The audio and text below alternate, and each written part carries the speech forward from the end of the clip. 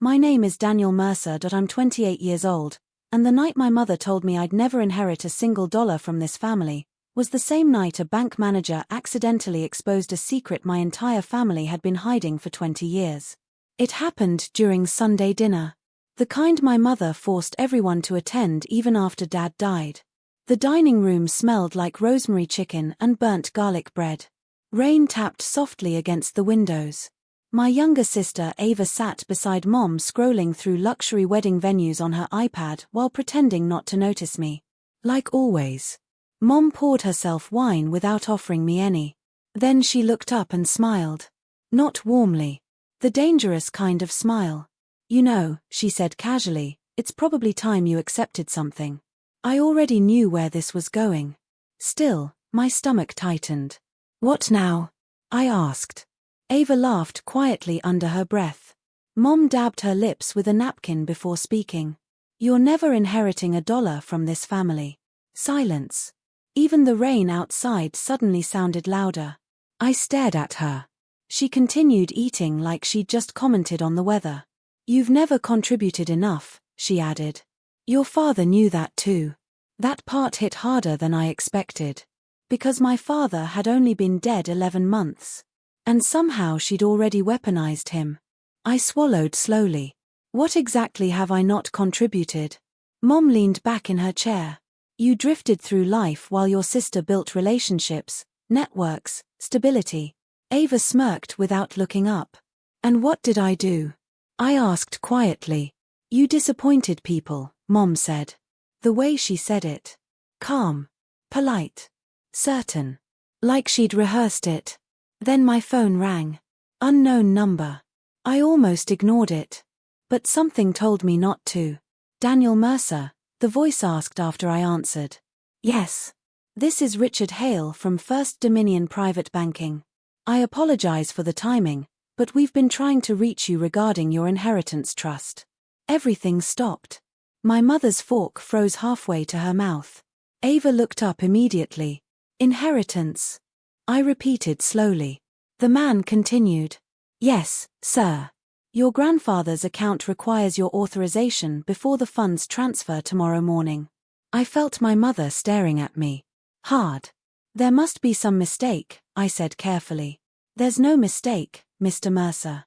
You are the sole beneficiary listed under Harold Mercer's private estate portfolio. Sole beneficiary. The room went completely silent.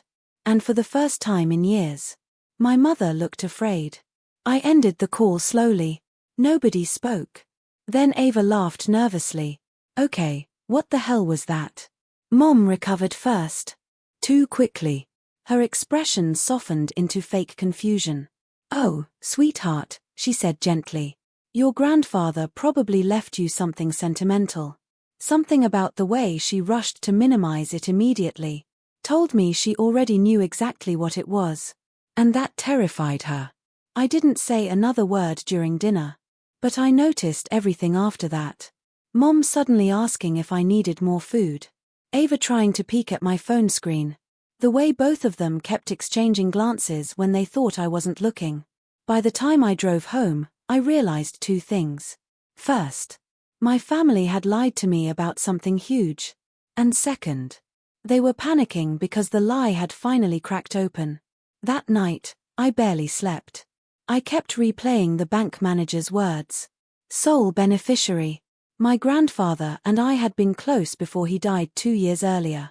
Closer than anyone realized. Mostly because Mom hated him. She called him controlling. Said he judged her. Said he manipulated money to control people. At the time, I believed her. Now, I wasn't so sure. The next morning, I went to the bank. First Dominion Private Banking occupied the top floors of a glass tower downtown. Everything smelled expensive. Marble floors. Soft piano music. Men in tailored suits speaking quietly into headsets. A receptionist escorted me upstairs. And that's when I met Richard Hale. Grey-haired. Perfect posture. The kind of man who probably billed people by the minute.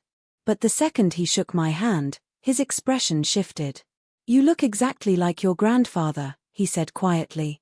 Something about that hit me in the chest. He led me into his office and placed a thick folder on the desk. Inside were documents, trust agreements, investment portfolios, property holdings. Numbers so large my brain genuinely struggled to process them. My grandfather had left me everything. Not part of it.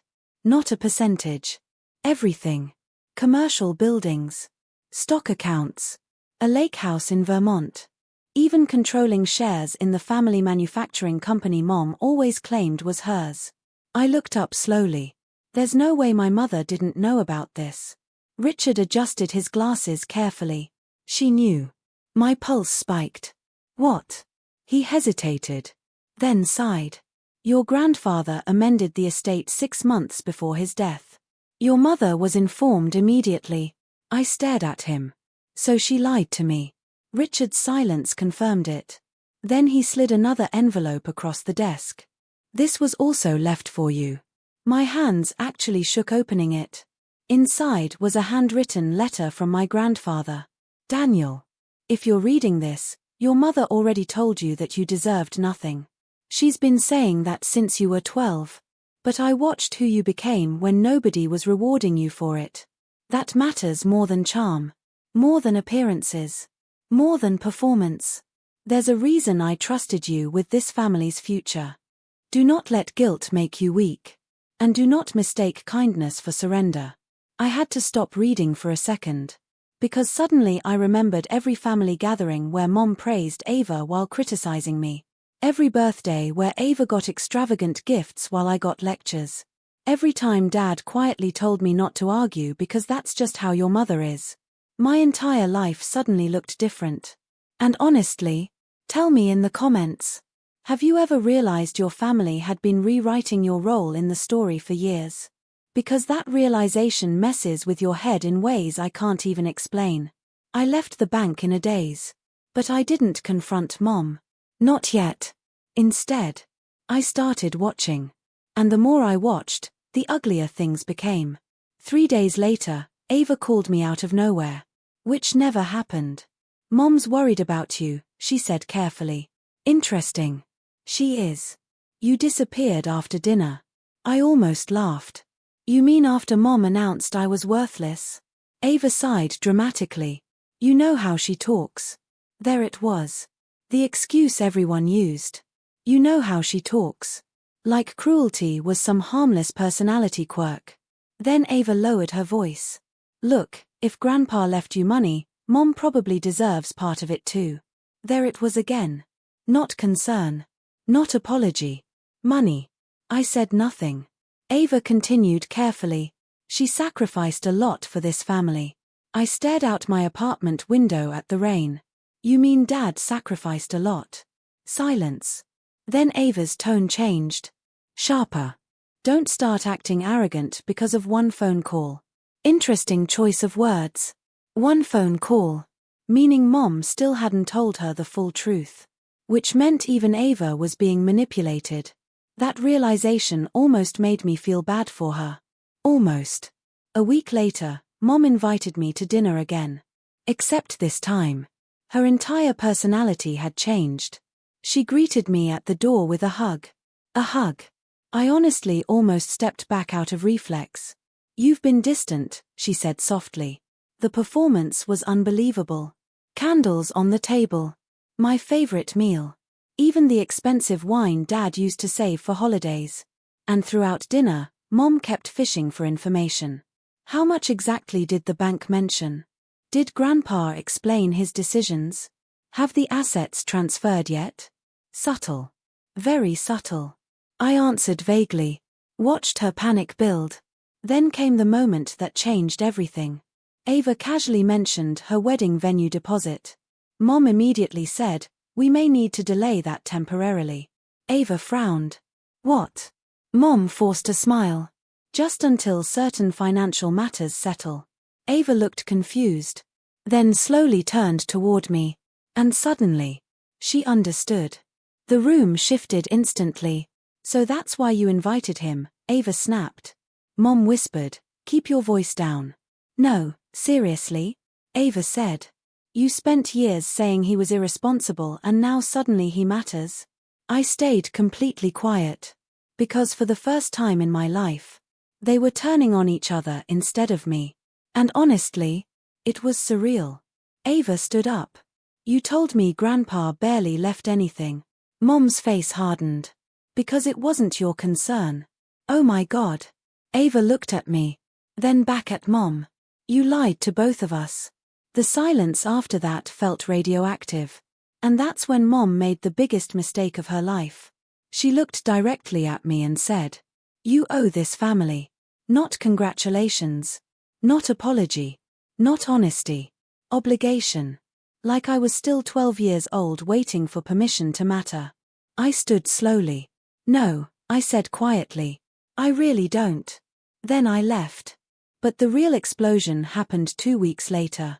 At Ava's engagement party, nearly 80 people attended. Family friends. Business associates. Old neighbors. Mom loved public image more than oxygen, so naturally the party looked like a political fundraiser. String lights across the garden. Live jazz music. Champagne towers. Everything designed to scream wealth. I almost didn't go. But Richard Hale had called me earlier that morning with news. Important news. Apparently my grandfather's controlling company shares officially transferred that day. Meaning legally, I now owned the company Mom had been running since Dad died. And she hadn't told anyone. Not even the board. When I arrived at the party, Mom rushed over immediately. Too cheerful. Too loud. "Daniel," she said, grabbing my arm. "There you are." Her nails dug into my sleeve as she pulled me aside. "You need to sign something tonight." I blinked slowly. "What?" "Temporary voting authorization," she whispered tightly. "Just procedural." I almost admired the audacity. Why would I do that? Her fake smile twitched. "Because this family needs stability." "No," I said calmly. "You need control." That's when she realized I knew everything. Her face went pale instantly. "You spoke to Richard." I nodded. And for a second, the mask finally slipped. I saw pure fury underneath. "You have no idea what your grandfather was doing," she hissed. "Actually," I said quietly, "I think I finally do." Then came the public reveal. And nobody saw it coming. One of the board members approached us holding champagne. "Margaret," he said cheerfully, "we were just discussing the ownership transition." Dead silence. Mom froze. The man turned to me with a smile. "Congratulations, Daniel. Your grandfather always spoke highly of you." Nearby conversations stopped one by one. Ava looked horrified. Guests started whispering immediately.